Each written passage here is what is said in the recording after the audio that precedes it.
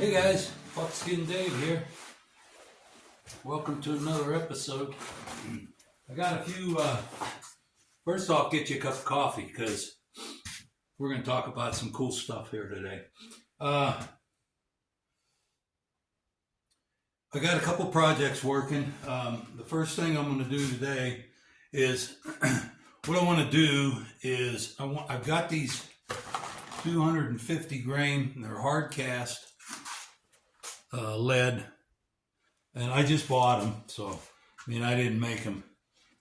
I want to see what I can get out of them for a 45 Colt.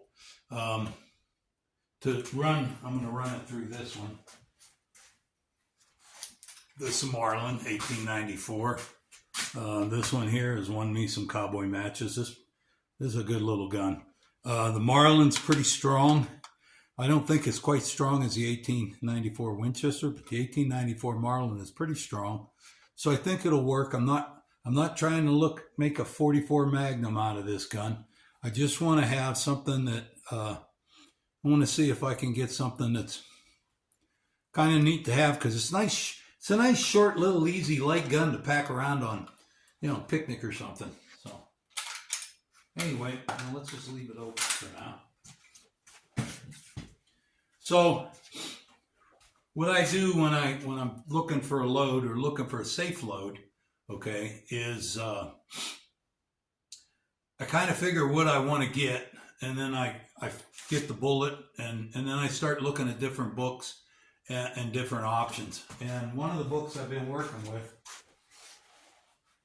because it's kind of got the same information as all of them do, is this handbook. And if you're looking for a 44 Magnum, then you ought to just start with a 44 Magnum. But you can get that Colt with a smokeless powder. You can get that 45 Colt to be a pretty stout, good 100 yards or less brush gun, I believe. And I realize I'd probably be better working with a jacketed bullet for a hunting purpose, but I just like shooting lead, so I'm working with lead. Anyway, the bullet that I have, this bullet here, is a Lyman 452664 bullet, 250 grains. This is kind of hard cast, okay?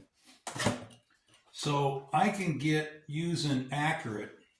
I've used Accurate number 5 for a lot of different stuff, and it's a good powder for this kind of stuff. And I made up some loads. I'm going to go out and shoot them here in a minute. That will run me, they should run me about 11:30.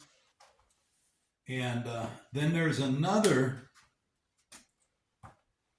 load here. It's a 250 grain bullet, but the overall length of the case when you load it is 1.6 inches. And the other one is just 30 thousandths less than that. So, and all the extra length is on the bullet outside the case. So from where the bullet is crimped into the case, that case dimension is still the same. That volume is still the same. So I'm thinking this load might be good for, and it seems like that Accurate number 5 with that bullet will get you a little bit more velocity. So I'm going to load one of them up and check it out, or a couple of them and check it out. I'll load one first to check the pressure. And then another consideration that I usually do when I'm doing this kind of stuff, okay, another consideration is I can get 100 feet per second, according to the book. Now, nothing is set in stone until it goes through the crony. But this is what I use as a gauge to kind of figure out where I'm going to go and what powders I'm going to use. Usually if it's a rifle, I'll try to get a powder that relieves the least amount of pressure, okay, for the most amount of velocity. There's no pressures involved here. All these pressures, they don't even show them in the book. So I'm sure they're kind of low. The 230 grain bullet that I was shooting last week when I was playing around with this gun, if I load this bullet is 250, but if I load those 230s that I made, which I still have some of them around here somewhere, the heck are they? Oh, right here. These are the 230s that I made. I can get this one going 100 feet per second faster, okay? According to the book. So these are just numbers. So the question I have to ask myself, what's more important? 100 feet per second or 30 more grains of weight for the bullet? Which one is going to iron out to be the best load for knocking down? Any of these over 200 grain bullets are probably plenty to take out a deer or maybe even an elk at, like I say, 50 yards. I'm talking brush gun, heavy brush. Where does the velocity and weight? I mean, it's only 30 more grains, but that's quite a bit. But it's 100 more feet per second, and we know speed is an important deal for this. So anyway, I got some of the first ones loaded up. These 250s out of this box using the data for this. So let's run out and shoot some of them and see what kind of velocities we're getting. And we need to check the brass and see if we got any pressure problems. So let's go out and do that. Warm up your coffee because it's kind of rainy, chilly out there. So let's go do that. So these ones are the loads that are 250 grains, and these should be going about 1133. So that's the load out of the book I use. So let's give it a try. I got the cronies set up right here.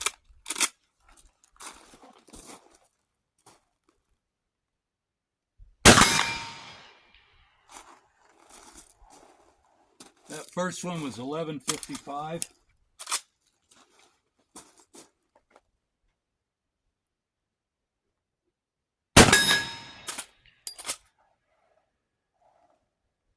$10.86.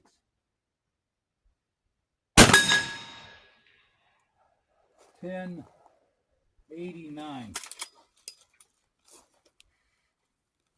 They didn't feel like they were any extra heavy power, I mean, they didn't feel like they were over or hot. Primers look good. So 1089. I had two 1089s and 1100 something. So they're not real consistent, but I guess they're consistent enough for pistol ammo. I'm trying to find the other one. The primers look good. I think this will be fine. I can step it up just a little bit to equal that other load that I talked about, and we'll see what we can get out of it. So, okay. Look at this weather, man. It's December. And we're into the second week of December, okay? This rain that we're getting is supposed to turn into snow, but it's almost 50 degrees right now. So I'm trying to squeak in between the rain to get this video done. So let me get those other ones and let's try them. I'm kind of loading these as I go, because if I run into pressure problems, then I'm not going to make any more of those. I'm going to go down a little bit, and that's where I'm going to be. So now I'm going to load one up because it's a little outside the book. But I'm going to load one up, see if I got any pressure problems. It's the same weight bullet. It's a different style bullet. It's a little taller in the front. I can't see how it's going to cause any problems. So let's go out and do a pressure test and see. Let's shoot it, see what it feels like, check the brass, and see what the velocity is. Okay, so this one's is stepped up a little. So supposed to get, according to the book, supposed to be around 1230 FPS. I just loaded one. I want to see if I have any pressure problems before I load up some to try to get an average. So let's throw one through the crony here.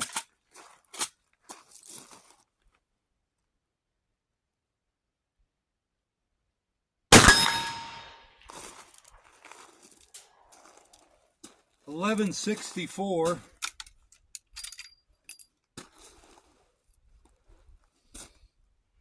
Yeah, no signs of pressure at all.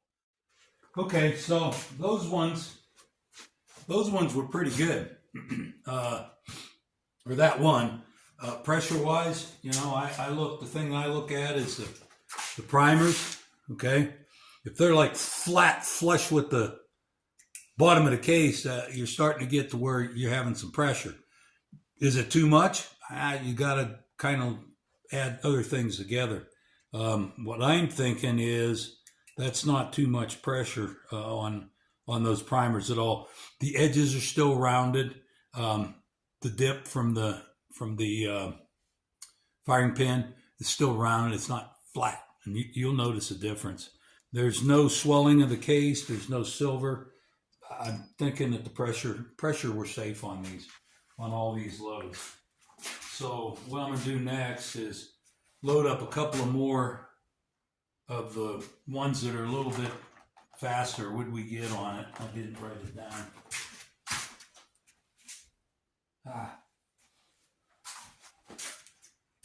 Well, we're gonna know in a minute. It was like 11 something. 11. I can't remember now. So anyway, I didn't write it down when I came in.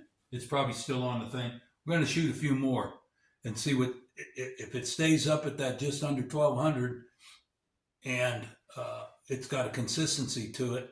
Then we might be reaching what we're looking for. Then we'll check it for accuracy. So let me load some of these up and we'll give it another try.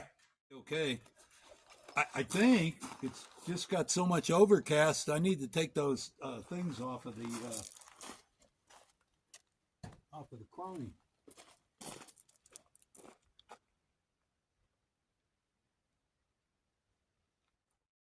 Okay, so the only other thing I got the 230. Let's see what it looks like pressure-wise, and then we'll go from there. I'm gonna have to load up some more of those other ones. We get a velocity. They didn't feel a lot stouter, but they did feel a little stouter than the other ones. So let's see what this one's gonna do. If it'll even register.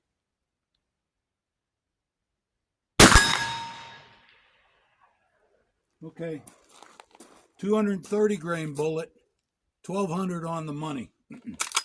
It did have a little bit of a boot to it, but the primer is a little bit flatter than those other ones, but it's still plenty rounded. I don't see any pressure problems here, and I could feel it felt pretty good. So, okay, not bad. So, I ran out of day. I had to wait till the end of the day to do this because it was raining earlier, and that's just nowhere near as much fun. So I'll probably continue on tomorrow. I did work on this a little bit, and the shooting that I got done, I can get 1200 feet per second out of the, I need to write that down too before I forget. I can get 1200 feet out of the, and 1160.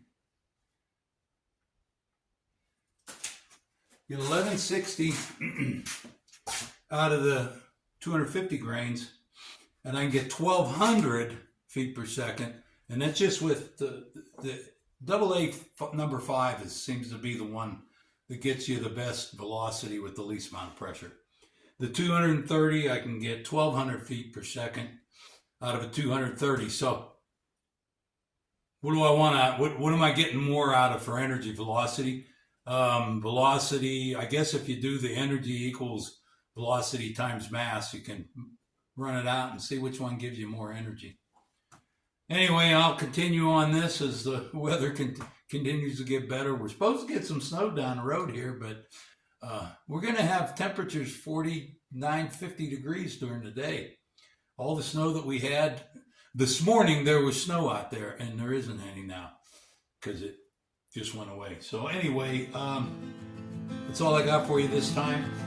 I'm going to be doing another project. I have this tube that I need to shorten and thread it so it can have an accessory. So I'll be doing that probably tomorrow, the next day, because the weather's so crappy. No fun going out anyway, but I'll do a little work on the lathe. If you need a cup of coffee, you can come by and give me a hand with that project. But other than that, till next time, I'm Buckskin Dave. Thanks for stopping in. You guys have a great day.